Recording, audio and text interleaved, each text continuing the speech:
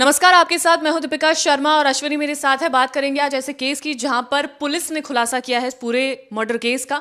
बेंगलुरु का ये मामला है जहां पर एक डॉक्टर कपल लगातार वायरल हो रहा था, जिसमें ये बताया गया था कि एक पति ने पत्नी की हत्या कर दी।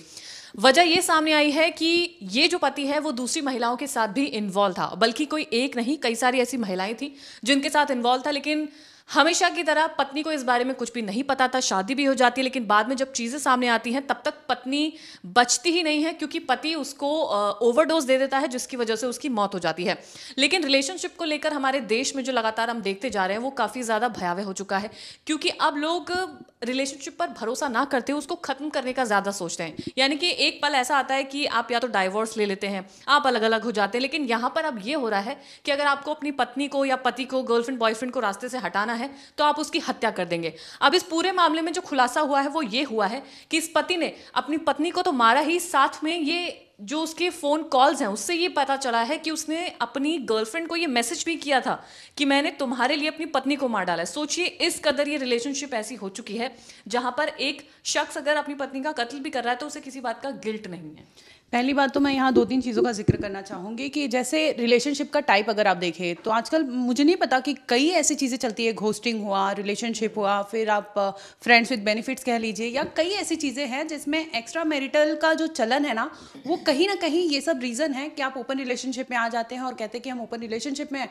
अगर कोई मैरिड भी है, आपकी वाइफ है या फिर हस्बैंड है, दोनों अपना प्रोफाइल ओपन रिलेशनशिप का क्रिएट करते हैं, जिसमें आप किसी को भी आने की इजाज़त दे देते हैं अदर देन वाइफ या फिर अदर देन पार्टनर। तो ये बहुत बड़ा मुझे लगता है कि एक फैक्टर है। जिस तरह से हम देख रहे हैं आज के टाइम पे लिव इन का कल्चर है, तमाम चीज़ें हैं, तो कहीं ना कहीं मुझे लगता है ना कि यही सब कल्चर जो है इस चीज़ को बढ़ावा देता है कि लोग एक्सेप्ट नहीं कर पाते। और एक रिलेशनशिप में रहना तो मुझे लगता है कि बहुत मुश्किल हो गया लोगों के लिए कि आप जेन्युइनली एक पार्टनर के साथ सेटिस्फाइड हो पाओ या फिर उनके साथ आगे अपनी जिंदगी चला पाओ। बहुत बड़ा सवाल उठाता है सोसाइटी। और हम देखते हैं ना कि किस तरीके से आजकल वेस्टर्न कल्चर को बहुत ज्यादा अडेप्ट किया जा रहा है कि किस तरीके से आप लिव इन में रहते हैं। हम ये कहते हैं कि कुछ भी चीज अगर आप कर रहे हैं, आपको लगता है कि रिश्ता बेहतर हो सकता है तो आप वो कीजिए, हाँ आप वो कर सकते हैं।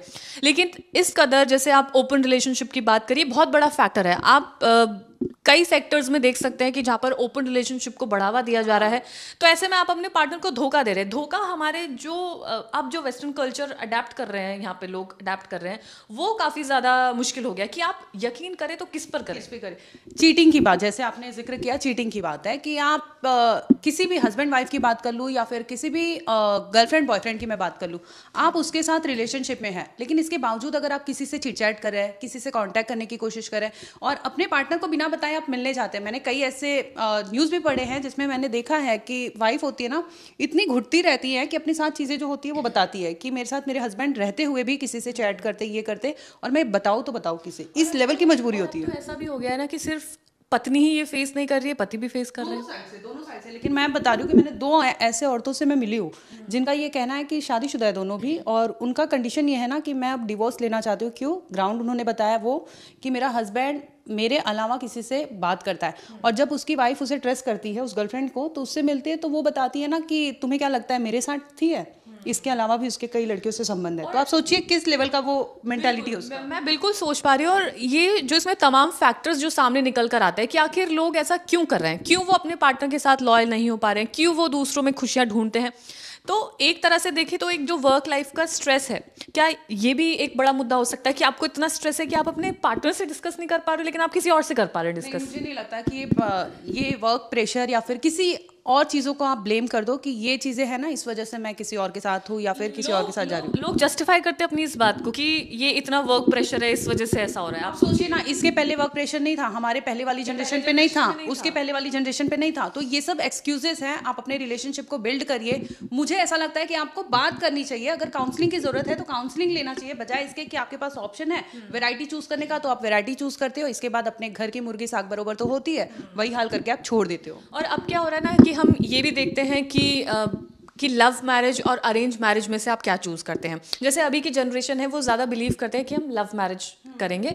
और जाहिर सी बात है, जो क्राइम तक पे हम लगातार आपको केसेस दिखाते हैं उसमें देखा भी जाता है कि आपको अरेंज मैरिज में ये पता ही नहीं होता कि आपका पार्टनर कैसा होगा, और फिर कई कत्लेआम भी देखे जाते हैं। वहीं हम दूसरी ओर बात करें लव मैरिजेस की या लिव इन रिलेशनशिप की, तो उसमें भी कई कत्ल हुए हैं। कई ऐसे केसेस हैं जो सामने आए हैं जहां पर मर्डर कर दिया जाता है, चाहे वो गर्लफ्रेंड हो बॉयफ्रेंड हो। तो ऐसे में जो ट्रस्ट इश्यूज हैं वो काफी ज्यादा बढ़ चुके हैं।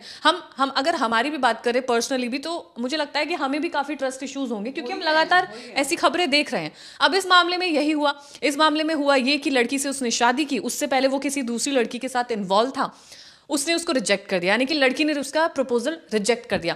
अब इस लड़के के दिमाग में ये चल रहा था कि रिजेक्शन कैसे हो गया, उसे तो उसी लड़की के साथ रहना है। कि अगर वो लड़की ने रिजेक्ट किया, आप एक हेल्दी रिलेशनशिप में हो, आपकी वाइफ है, शादीशुदा आपकी पूरी लाइफ है, उसके अलावा आप अगर किसी गर्लफ्रेंड के पास क्यों जा रहे हो? क्या जरूरत पड़ रही है आपको कि वहां पे जाके आप मैसेज कर रहे हो, या और उसके अलावा भी 5 लड़कियों के कांटेक्ट में हो, तो ये जरूरत क्यों पड़ रही है? बहुत ही यही तो कल्चर है जो अडाप्ट किया जा रहा है, जिसमें ये लग रहा है लोगों को कि आप अगर किसी दूसरे इंसान के साथ इन्वॉल्व हैं और आप अपनी पत्नी को भी खुश रख रहे हैं, तो कहीं ना कहीं आप उस चीज को डिफेंड कर रहे हैं कि आपकी पत्नी तो चलो घर में खुशी है या जो भी वो काम करे उसमें खुश है, तो फिर क्या दिक्कत है? लोग ये डिफेंड करें, लोग ये कहते हैं, तो मुझे ये सुनकर भी काफी ज्यादा ताज्जुब होता है। अब इस केस पर अगर हम घूम फिर कर आए, तो इसी में उस लड़की ने जब इसको रिजेक्ट कर दिया तो इसको ये लगा कि ऐसा नहीं होना चाहिए था, तो फिर इसने ये कदम उठाया। उसने अपने प्यार को प्रूव करना था, उसने प्रूव करने के लिए अपनी पत्नी का कत्ल कर दिया कि ये देखो मैंने तुम्हारे लिए अपनी पत्नी का कत्ल कर दिया। क्या वो लड़की कभी भी ये सोचेगी कि वो उसके पास आएगी? मतलब ये तो कहीं से कहीं वो ही नहीं करता है, मतलब कनेक्ट ही नहीं हो पा रही हैं चीज़ें। तो लोग प्रेशर में आके या यूं कहें हीट ऑफ द मोमेंट में आके तमाम चीज़ें करते हैं। तो ये एक तरह से ऐसा संकेत दे रहे हैं सोसाइटी में कि अब रिलेशनशिप को लेकर बहुत ही सोच समझकर कदम उठाना चाहिए। मुझे ऐसा लगता है इसमें बहुत बड़ा फैक्टर ना मानसिक लेवल की आपकी जो चीज़ें होती है, कि आप मेंटली कितना इमोशनली और मेंटली कनेक्ट कर पाते हैं किसी से। और ज़रूरी है कि आपको खुद को पहचानने की ज़रूरत है, ना कि आप दुनिया में एक के अलावा दूसरे से छोड़ो, दूसरे के अलावा तीसरे के पास जाओ, तीसरे के अलावा चौथे के पास जाओ। ये अनगिनत है और ये कभी चीज़ें रुकती नहीं है। तो ज़रूरी ये है कि आप अपने आप को पहचानो, अपनी नीड्स को पहचानो, उसके बाद आप किसी भी पार्टनर के पास जाओ, या फिर शादी करो, या फिर रिलेशनशिप में जाओ।